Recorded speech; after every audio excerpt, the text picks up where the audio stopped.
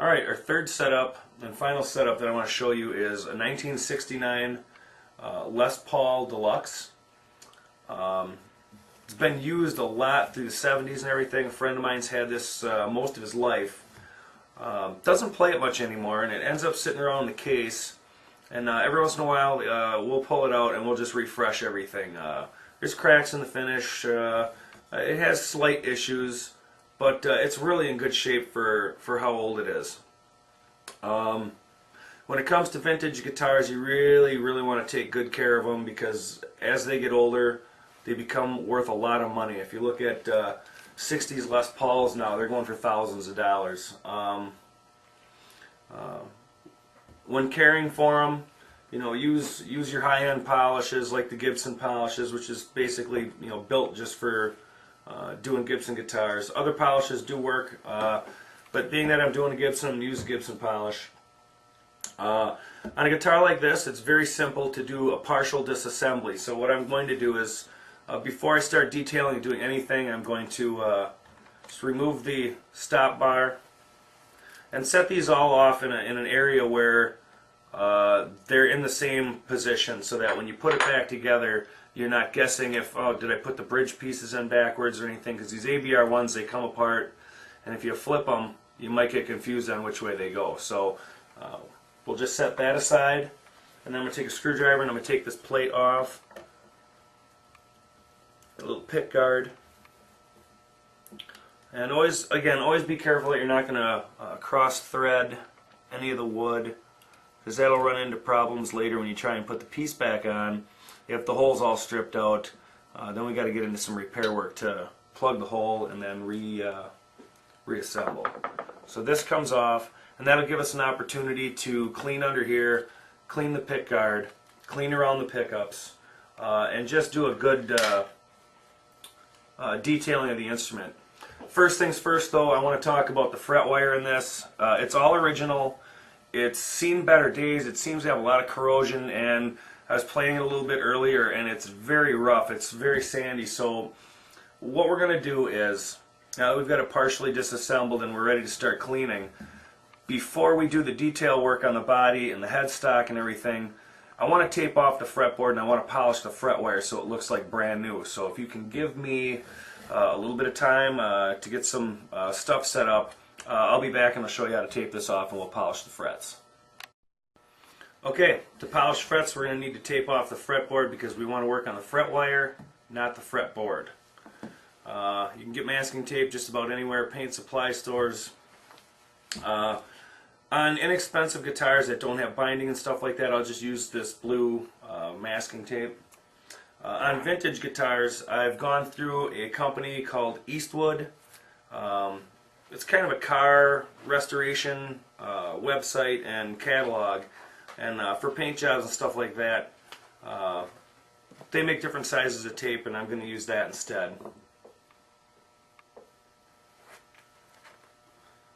This is actually a vinyl tape, whereas the less expensive stuff's just a paper. This will do just fine, just don't wrap it around the neck. It might pull some finish off. So here we go. Now remember, this is just so that we can work on fret wire here. And if you want to zoom in on this a little bit, kind of want to show you there's a little bit of a technique on getting that tape right up next to the fret wire. You want to leave a little bit hanging off, because we're going to secure that later. And always overlap. You don't want any of the fretboard showing, because we're going to be using some abrasive, it's called micro mesh. It's a very fine fabric backed sandpaper, basically, that you can get through Stuart McDonald catalog. You'll probably be hearing me say a lot about StuMac in the future. They make really good tools. They supply guitar shops with what you need to build and maintain stringed instruments. So we're just going by, we're going to butt this tape right up against the fret wire. You don't want to go over the fret wire, and you do not want to leave any of the fretboard exposed. So I'm kind of going through this a little bit quick, but the first couple times you do it, it might feel a little bit awkward. You might not be able to get going as quick as I am doing this, but remember, just buck that tape up, secure it to the fretboard, and trim it. If you have any of this that actually goes on the fret wire, once you polish it, you're going to have a streak along here that doesn't get polished. So you want to make sure that you take a little bit of time and a little bit of care and making sure that you tape off what you need taped off and not to go up on the fret wire.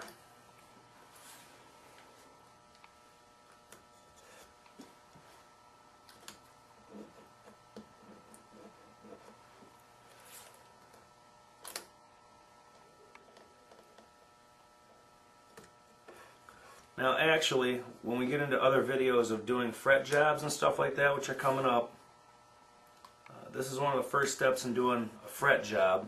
However, we're not going to do any fret leveling or fret replacement on this. We're just going to do a polish. So this is actually the final step in a fret job. And again, it's fairly inexpensive to do once you own the paper or the micro mesh. Tape is always fairly cheap. This vinyl stuff's a little bit more expensive, but it's not going to stick to the finish, and it really does protect the fretboard really well.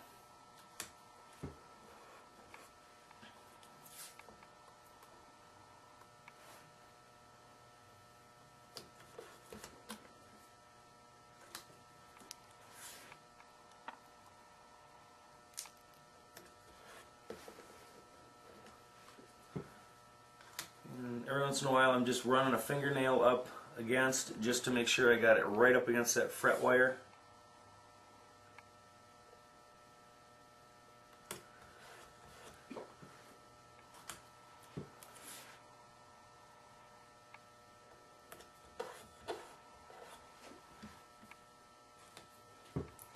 Okay, now we're getting to the point where I think we're going to be using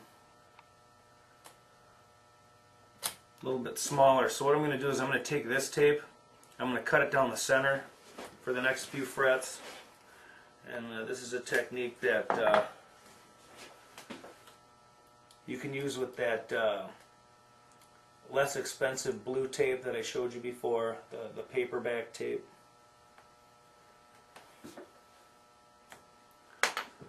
And then once you cut it, even if you're a little sloppy like I was, always use your straight edge from the factory cut of the tape.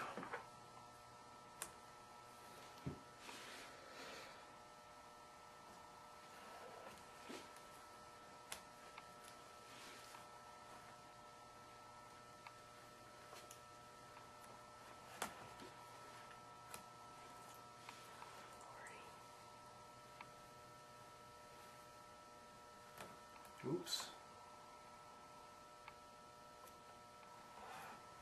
Okay, we got that. Come back here.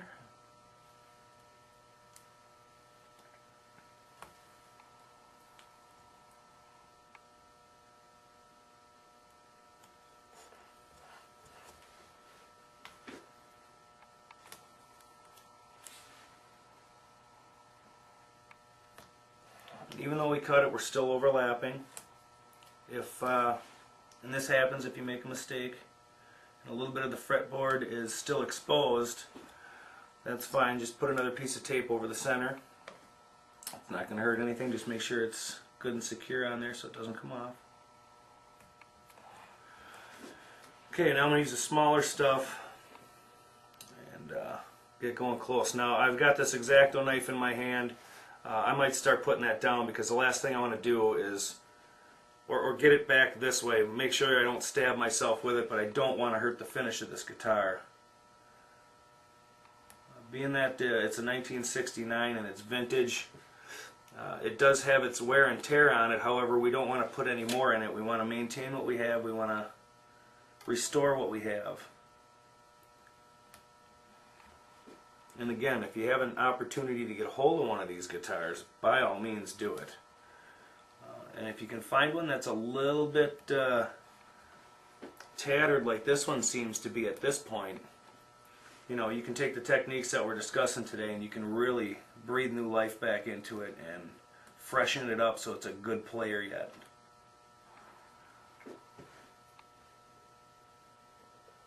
And again, be really careful around the finish on this.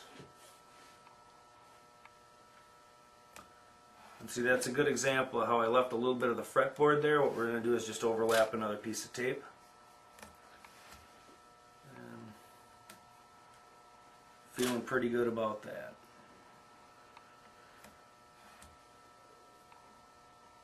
This fret looks a little iffy, like the tape's kind of butted up again, so I'm also going to do that again. Now, I'm using expensive tape here, but I do not want to take the chance of really hurting this guitar in any way, because they don't make 1969 Les Pauls anymore. So be really careful.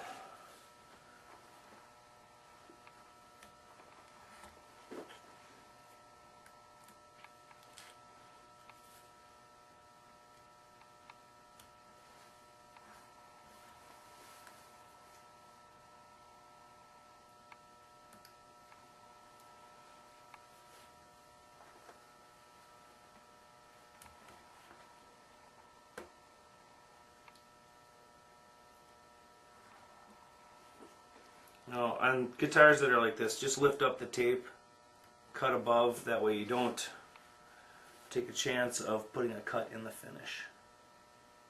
Normally I would go to the other side of the table and cut over here, however, I want to keep the camera angle the same and not have to cut out on this, so bear with me. It's going to take me just a little extra time here to get this finished.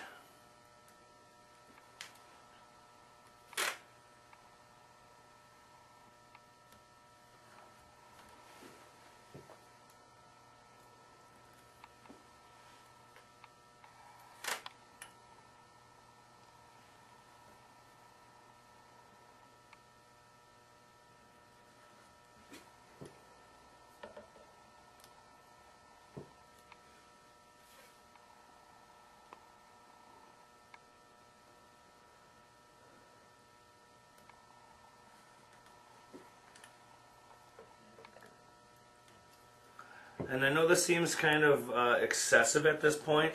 You might be thinking, gosh, you know, he's doing all this work for just polishing fret wire. I don't get it. But when you see the result, and you see how fresh these fret wires are going to look, you'll find out that, hey, that was really worth it. And it really will make the guitar play better. It's going to breathe new life into the frets. They're going to look brand new. Now this guitar has a little bit of dings and divots and stuff in the fret wire. However, I don't want to remove those because the owner of this guitar didn't really complain that there was buzzing or any playability issues, and we want to keep it as stock as possible. So we're not going to do a complete fret job on this, but we are going to make sure this is clean. Now once you got this all taped up, just make sure you got good contact on the fretboard. And just kind of look over your area here and make sure that everything's covered that needs to be covered and that most of the fret wire is showing through.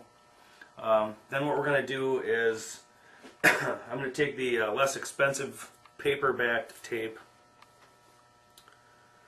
If I can find the beginning of it here. And then what we're going to do is we're going to lay out a piece on each side. What that's going to do is hold all the pieces of tape in place, and it's going to protect that little bit of binding that shows up on the side, because we don't want to be putting any abrasives on that. So we're going to just lay this down and just butt it right up to the edge of the fret wire to protect that binding. And hold the tape down. Once you got it there, just kind of grab it a little bit, make sure that the tape underneath is sticking. And again, try not to hit the finish too much. I just did, but you know, don't stick it down really good. We don't we don't really know how this finish, this old, 42-year-old finish is going to react to a brand new, really sticky tape. So,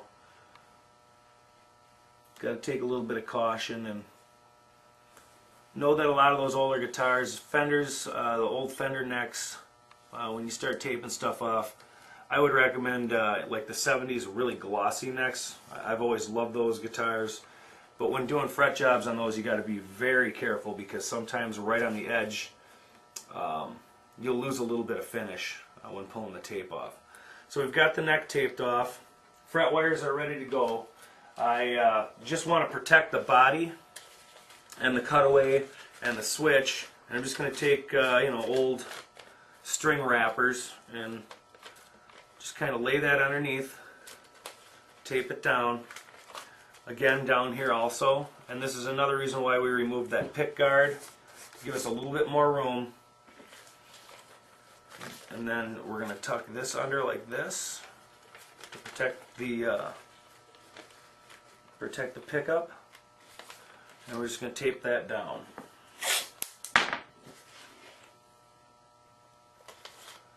Okay, so we're all protected. Everything's looking pretty good here. Now I know you don't want to wrap this around the neck, but you want to kind of just put this down on the support just to give yourself a little room.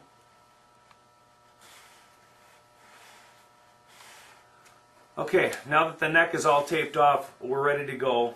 I'm going to go and grab my micro mesh and get that all set up, and we'll get polishing in a minute here. Okay, we're all ready to go. I've got the micro mesh papers, which I'll discuss in a second here. I just want to show you what these fret wires look like. We're all zoomed up. They look pretty rough. Not really dinged up or anything, but you can tell that the corrosion is on there, and when you play the guitar, it feels like when you go to bend a string, it's very sandy and very rough. So let's breathe new life into these frets. I'm going to set this down. Okay, you always want to keep that neck supported.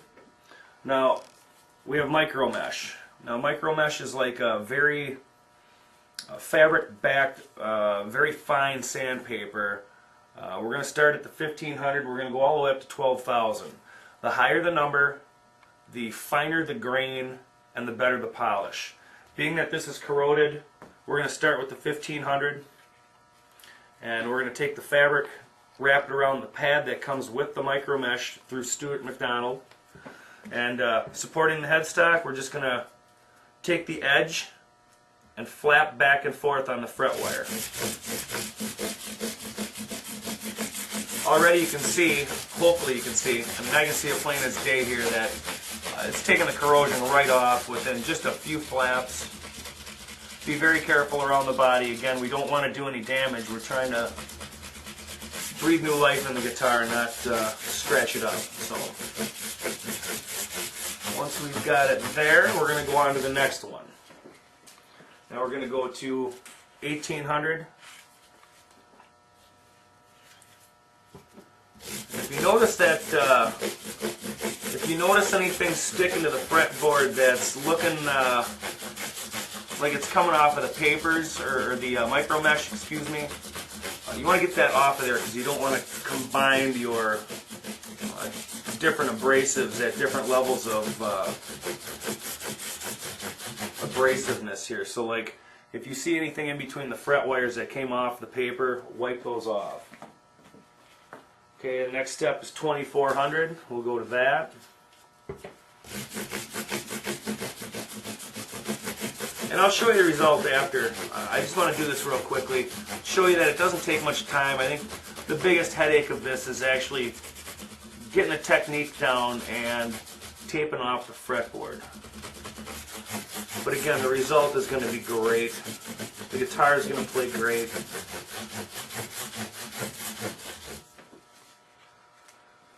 Okay, next step is 3200.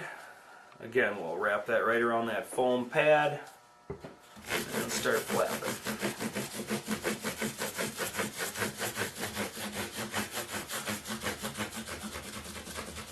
Now, if you really wanted, you could stop here. I mean, this is probably where about a brand new guitar off the shelf would probably look. Now that we're here, I'm going to just hit the flat tops. Make sure that the top gets polished a little bit.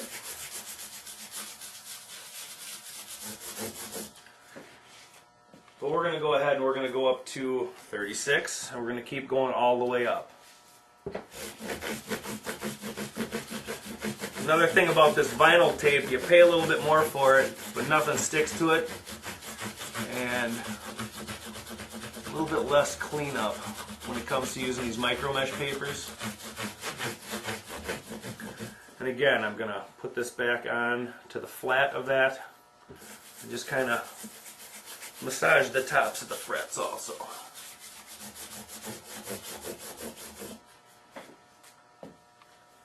Next, 4,000. Flap them.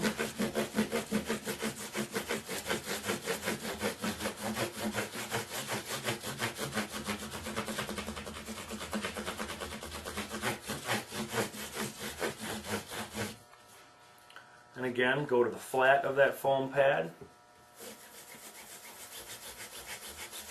Let's get the tops. That's starting to look really good here. 6,000. Again, flap.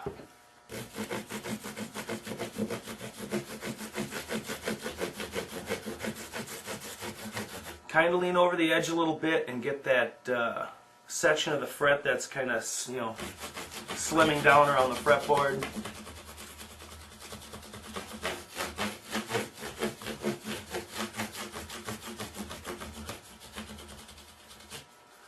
And again, we'll put that on the flat. Fret wire is made out of metal, so you don't have to really follow a grain like you would on wood. I believe these are made out of nickel and brass. 8,000 we're going to, and we're going to flap those.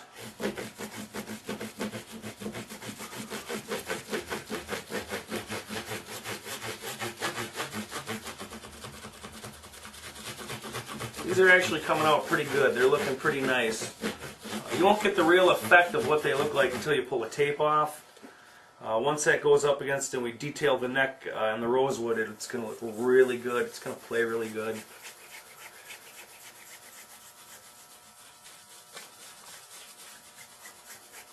We're getting lucky too. None of this tape is coming up. Our body's still protected by the paper. If any of this comes loose while you're doing this, you're going to want to take the time to just try and secure the area that's coming loose again. Right here, I just got a little flake of something. I want to get that off of there. 12,000. We're going to wrap the 12,000 around, and this is going to be our final move here.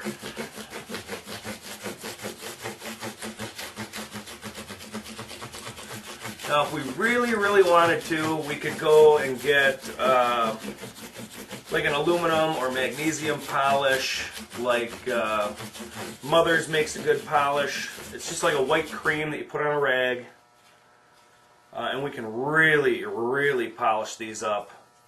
But I'm thinking this is looking pretty good. It's not going to really be necessary, so I'm just going to skip that step because what I want to get this thing polished up and reassembled and get it back to its rightful owner.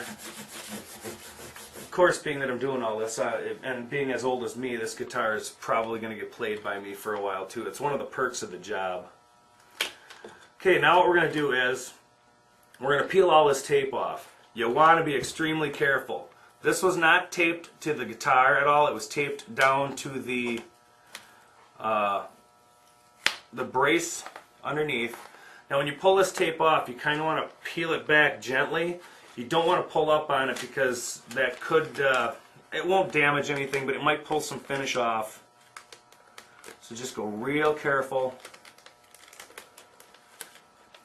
Real careful. Now we can kind of see what we've got going on. I'm going to detail the neck right away with that Gibson polish. Excuse me. Gibson polish. And I'm going to use the microfiber rag because we don't want to use anything that's going to be even remotely abrasive. If you use like a kind of one of those rough cotton shop rags, it could kind of scratch your finish. Now for detail on the neck, we used a little bit of that polish goes a long way. And we're going to go across the grain and just clean up. Make sure you get right next to those fret wires, and then we'll see what kind of dirt we pull up. You don't want to use too much of that stuff because what ends up happening, you don't want it to sit there very long. See, now here's all that dirt we pulled up off of that fretboard.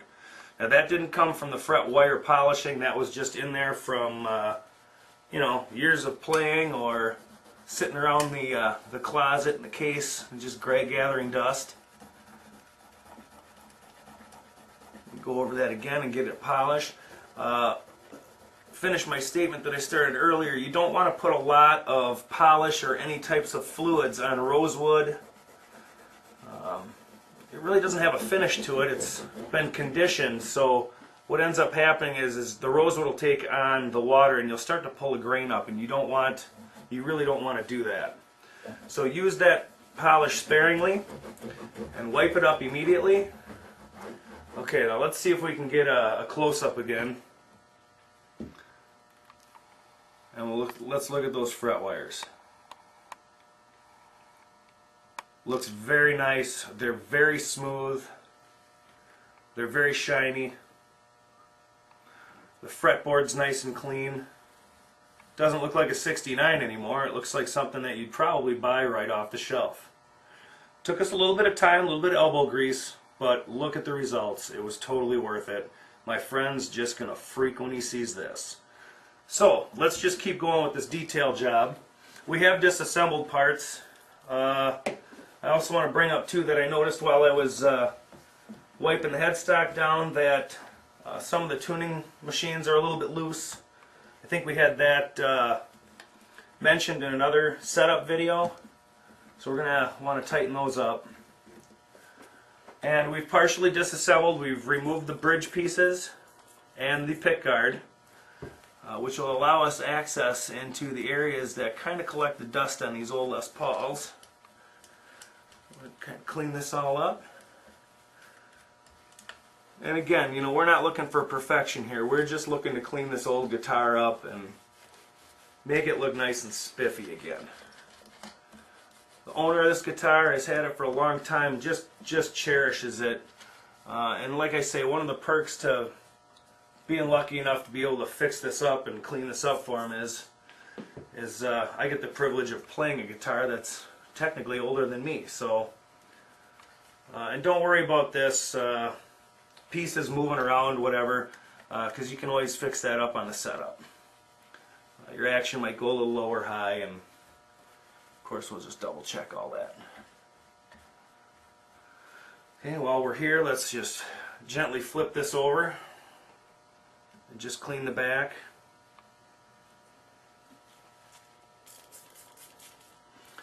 Get the neck a little bit. Again, these polishes from Dunlop, Martin, Gibson, a little bit really goes a long way, so use it very sparingly. That little bottle, I can't tell you how many detail jobs I've done with it. It's quite a bit, and I still got quite a bit left. I bet you can do 15-20 guitars out of a little bottle like that if you use it sparingly. Okay, we're all cleaned up. So let's just quick do the reassembly here. I'm going to wipe the bridge pieces off. Seeing as they're off the guitar, you might as well just clean them up, because once the strings go on them, they're going to be kind of hard to clean. So drop that into place. Stop bar, put that back on.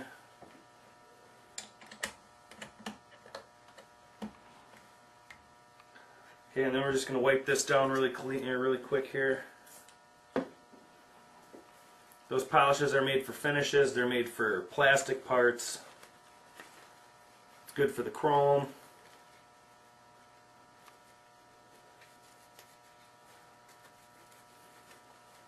Okay.